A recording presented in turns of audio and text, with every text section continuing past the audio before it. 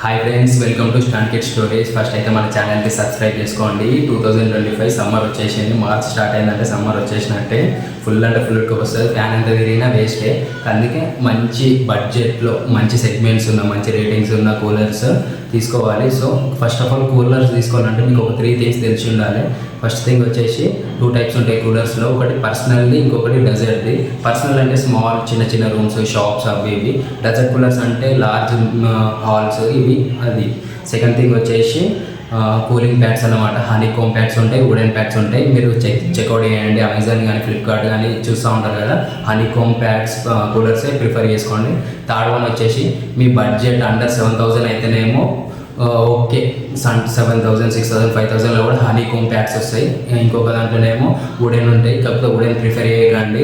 వుడ్కి అది 1 ఇయర్కి ఒకసారి చేంజ్ అయిపోయాలి. కాకపోతే ఈ హనీకోమ్ ప్యాడ్స్ ఏంటంటే లాంగ్ లాస్టింగ్ ఎలాస్టిక్ వస్తాయి కాబట్టి ఒక 2-3 ఇయర్స్ అయినా దాన్ని చేంజ్ అయిపోయినా ఏం కాదు. థర్డ్ థింగ్ వచ్చేసి బేస్డ్ ఆన్ మీ బడ్జెట్ అది వచ్చేసి ఐస్ ఛాంబర్స్.